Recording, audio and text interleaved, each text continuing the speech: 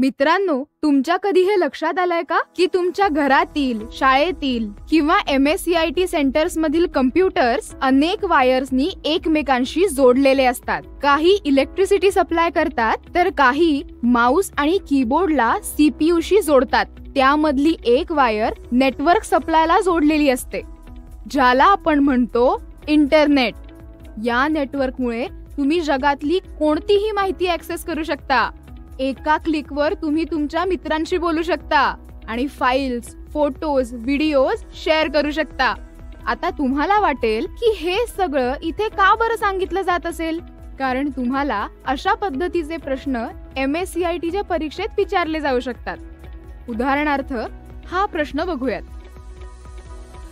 जर तुम्ही कम्युनिकेशन आणि माहिती एक्सचेंज करण्यासाठी कम्प्युटर्स एकत्र जोडले तर परिणामाला काय म्हणतात? आणि ऑप्शन्स आहेत नेटवर्क, इंटरनेट, इंट्रानेट, एक्स्ट्रानेट.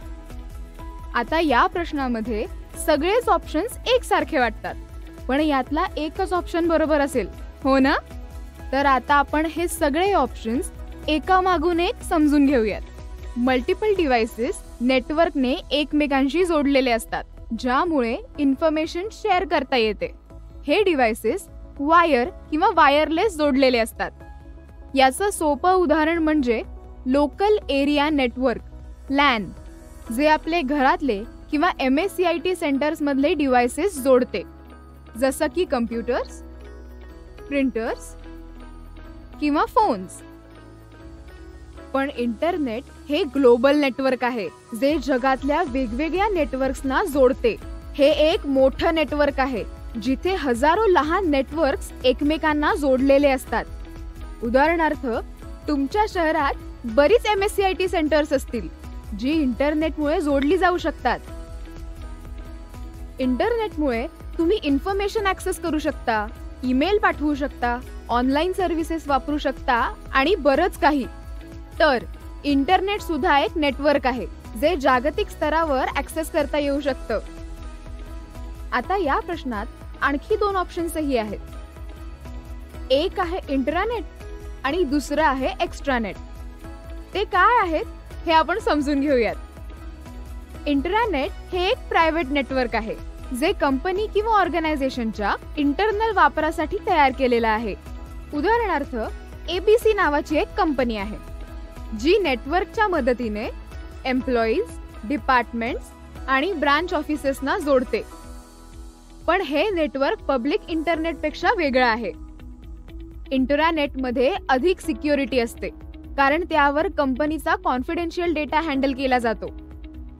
तर दुसऱ्या बाजूला एक्स्ट्रानेट कंपनीला इन्फॉर्मेशन शेअर करण्यासाठी सिक्युअर वे प्रोव्हाइड करते आणि एक्सटर्नल कंपनीसोबत बिझनेस ट्रान्झॅक्शन्स करते, त्यांना इंटरनल नेटवर्कचा पूर्ण ऍक्सेस न देता. उदाहरणार्थ, ABC कंपनी XYZ कंपनी सोबत त्यांचं काम शेअर करते, पण ते कंपनीची पूर्ण इन्फॉर्मेशन शेअर करत नाहीत.